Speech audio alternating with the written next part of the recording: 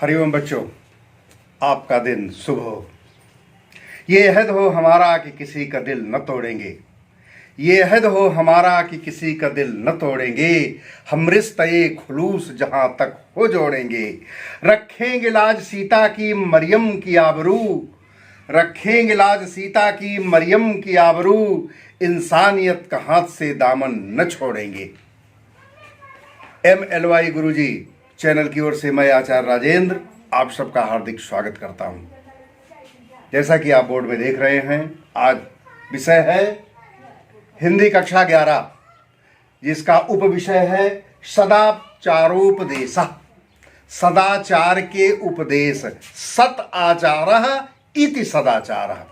जो सभ्य आचरण है, जो सत्य का आचरण है, वही सदाचार है। और उनके लिए हमारे मनीषियों ने, हमारे विद्वानों ने, हमारे ऋषियों ने कितने उपदेश दिए हैं। उनमें से कुछ संकलन आपके पाठ्य पुस्तक में है। तृतीया पाठ, तीसरा पाठ है, आप इसका अध्ययन करें। संगच्छध्वम, पहला श्लोक है। संगच्छध्वम संवदध्वम संवो मनांसि जानताम देवाभागम यथा पूर्वे। देवाभागम यथा पूर्वे संजानानाः उपासते। संदर्भ पता है आपको? हमारी पाठ्यपुस्तक हिंदी कक्षा 11 में संग्रहित संस्कृत दिग्दर्शिका के तृतीय पाठ सदाचारोपदेश नामक पाठ से समुल्लसित है, लिया गया है। इसमें लेखक और कवि का नाम कुछ लिखना नहीं रहता है। व्याख्या। संगच्छध्वम, हमारे उपनिषद कहते हैं, उपनिषद का मंत्र है कि हमारे देश के, हमारे क्षेत्र के, हमारे समाज के सभी लोग संगच्छध्वम, साथ साथ चले। आप लोग एक साथ चलो, यूनिटी कायम करो, एकता का प्रदर्शन करो, अखंडता दिखाओ। समाज में एकता होनी चाहिए। संगच्छध्वम संवदध्वम, एक साथ बोले, अर्थात समान बात बोले, समान भाषा बोले। समवो मनांसि जायताम, और मनांसि समवो जायताम, और हमारे मन में हमारे जो विचार उत्पन्न हो वह हम सब लोगों के समान विचार हों, एक समान हों। क्योंकि देवाभागम यथा पूर्वे, जिस प्रकार से पूर्व काल में देवताओं ने मिलकर के किया था, देवताओं ने संगठन बना करके, परामर्श करके, विचार करके इस प्रकार की रीति नीति अपनाई थी। संजानानाम उपासते, उसी भाव को हमें लेकर के चलना है, उसका ही अनुसरण करना है। अर्थात देवताओं में भी यही भाव है। संगच्छध्वम संवदध्वम, एक साथ चलें, एक साथ बोलें। एक बार फिर अर्थ देख लें। आप सब लोग साथ साथ चलो, साथ साथ बोलो, आपके विचार समान हो। जिस प्रकार से पूर्व समय में देवताओं ने मिलकर के विचार किया, विमर्श किया और कार्य किया, हमें आपको उसी का अनुसरण करना चाहिए। दूसरा श्लोक है कुर्वन्नेवेह कर्माणि जिजीविषेच्छतं समाह एवं त्वयि नान्यथेतोस्ति न कर्मं लिप्यते नरे।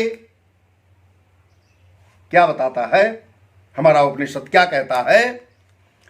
कुर्वन् एव इह, कुर्वन्नेवेह, कुर्वन् करते हुए, एव ही, इह लोके, मृत्यु लोक में, इस संसार में, कर्माणि, कर्म, कर्म करते हुए इस संसार में, जिजीविषेत् शतम समाह, शतम वर्षाणि यावत इत्यर्थः, 100 वर्षों तक जिजीविषेत, हम लोग जीने की इच्छा करें। इस मृत्युलोक में आकर के कर्म करते हुए हम लोग 100 वर्षों तक जीने की इच्छा करें, चाह करें।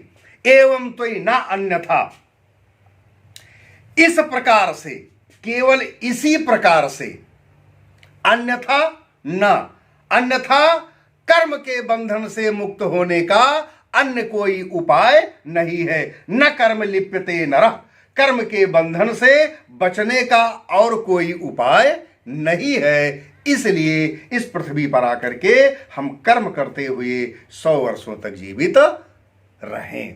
आइए एक बार फिर इसका सीधे अर्थ देखें।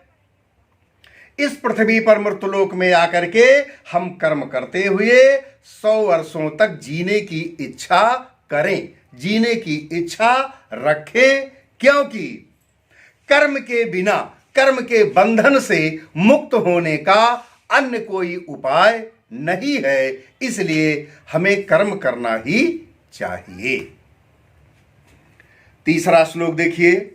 मधुन्मे निष्क्रमणम मधुन्मे परायणम वाचा बधामि मधुमत, वाचा बदामि मधुमत भूयासम मधुसदृशः। हमारे उपनिषद, हमारे महर्षियों की वाणी कितनी ओजस्वी है, कितनी भाव भरी है। ईश्वर से प्रार्थना करते हुए हम मनुष्यों को संदेश देते हैं हमारे उपनिषद और इस श्लोक के माध्यम से कि मधुन्मे निष्क्रमणम, हमारा निकलना मधुर हो, सुंदर हो, मीठा हो, भाव भरा हो। मैं परायणम मधुवत, और मेरा चलना, मेरा गंतव्य मधुर होना चाहिए। अर्थात प्रसन्नता का भाव लेकर के, मीठे मीठे भाव से, अच्छे विचारों से, सुदृढ़ विचारों से हमें निकलना चाहिए और हमें चलना चाहिए। कहाँ निकलना चाहिए? कर्तव्य पथ पर चलना चाहिए। वाचा बदामि मधुमत, हम सदैव मधुर वाणी का प्रयोग करें। वाचा, वाणी, मधुमत बदामि, हम सदैव मधुर वाणी ही बोलें।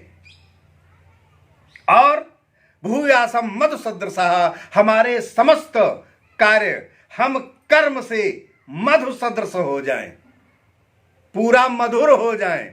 अर्थात हमारे कर्म, हमारी वाणी, हमारे आचार, हमारे व्यवहार, क्रियाशीलता सब कुछ मधुर हो जाए।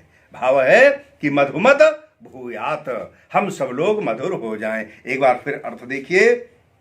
हमारा निकलना, हमारा चलना, हमारा सांसारिक गतिविधियों में प्रयुक्त होना, कार्य करना सब मधुर हो, मीठा हो, भाव से भरा हो, हमारे विचार मधुर हो, हमारा संपूर्ण शरीर मधुर हो जाए। हम जो कुछ भी बोलें वह मधुर बोलें, मीठा बोलें। शेष आगे का भाग आगे के वीडियो में।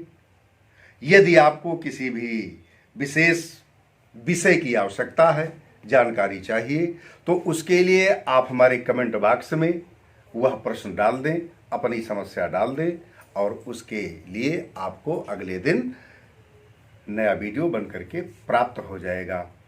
धन्यवाद। आपको यह वीडियो अच्छा लगे तो आप हमारे चैनल को सब्सक्राइब करें और लाइक करें, शेयर करें, लेकिन ऐसे ही वीडियो पाने के लिए बेल आइकन को जरूर पुश करें। धन्यवाद।